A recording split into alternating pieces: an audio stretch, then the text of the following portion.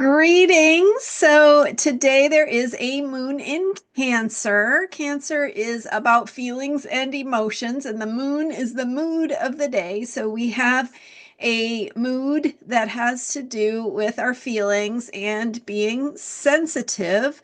Remember, being sensitive and being vulnerable is not just a failure to be who we should be, right? To live up to our expectations of ourselves. But being sensitive is actually an important part of how to be our most powerful selves. So let's take a look at what that looks like for today in terms of self-care. I'm Marina Orms here with your Astro Vibe for Friday, April 4th. And with today's moon in Cancer, we may not just feel emotional or sensitive or vulnerable and in that sort of soft shell state, like a soft shell crab when the crab molts its hard exterior and goes through a period of time where it is more sensitive and more vulnerable, right? It doesn't have that hard external protection. So the Cancer moon can feel a bit like that, like a little bit like we're exposed. Our more sensitive parts of ourselves can be exposed, but also remember that those more sensitive parts of ourselves represent a deep place of who we are in our full truth.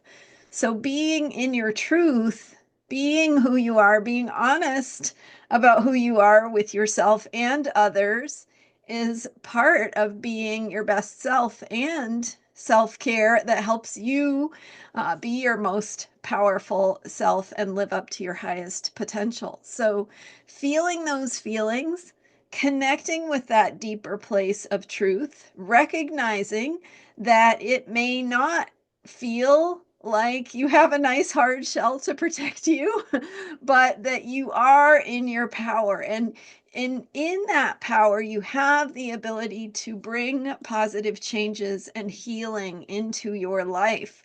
So think about the energy of Cancer. It is the energy, the zodiac Cancer, right? It's the energy of nurturing. It's the energy of needs and how to get our needs met so that we feel rejuvenated, recharged, restored, ready to move on to the next thing that we are here to do. But in that Cancer moon energy, we have this invitation to move through some of these deeper truths, feeling the feelings that we have that we might be trying to avoid or push aside or say, okay, this isn't the best time to feel that or to deal with that. But guess what? The more we push things aside, the more we avoid feeling what we feel or connecting with the truth of something that we may not want to face. The more we do that, the more we avoid actually healing and moving forward. So Cancer energy is not just about emotions and feelings. It's not just about a deeper place of sensitivity. It's also about nurturing. It's also about how we care for ourselves, self-care. It's also about how we care for one another, right? So that quality of how we show up with a caring, healing presence and that ability to hold space for someone to shift, right? Not tell them how to do something, not tell them logically what they should be doing different, but saying, I'm here. I don't know how to fix the problem, but I'm here to be here for you, just so that you're not alone. And thinking of the classic example I always use, which is a mother holding a child. A child falls down, scrapes their knee, right? It's like it's an insult, it's an injury, it hurts. There's nothing you could do to fix it or take that pain away. But the mother's instinct, or any caregiver, right? It doesn't have to be a mother, it's the energy of mothering, the instinct is to hold that child and to let the child know, hey, you're not alone. I see you. I see that you're hurting. I'm here with you for whatever you need to do to move through this. And of course, what does the child do? The child cries or expresses their anger or their feelings for a little while, and then they move on, right? Then they bounce right back because that is what they know how to do. And we know how to do that also. And so sometimes we need to give ourselves that moment to feel the things we feel, the sadness, the anger, the pain. And when we do that, when we feel those things, then we can let them go and we're not holding on to them. They're not affecting us in our ability to care for ourselves and move through the world. So we have this Cancer moon energy, and we also have a first quarter moon in Cancer. So that first quarter moon is the square between the sun and the moon, where we are invited to step up into higher possibilities. So at that first quarter moon, we have that square between the sun and the moon, and we have a challenge, a place of conflict or friction or frustration, something that shows up in our lives that is frustrating, but it is inviting us ultimately to shift our perspective, to let go of something, to see something from a different angle or consciousness, to shift how we're showing up, to make that turning point in our lives that we maybe need to make around making a decision, a choice that helps us move forward. So, in the context of something that shows up as a challenge or a frustration, we're being asked to make a decision about how we want to do things going forward. And that decision is an invitation to step into a higher possibility of how we can respond. So, lots of things going on here. And we also have Mars in Cancer.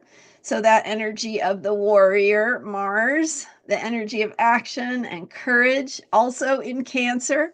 So remember that energy of nurturing and the instinct to defend and protect, just like that mothering energy.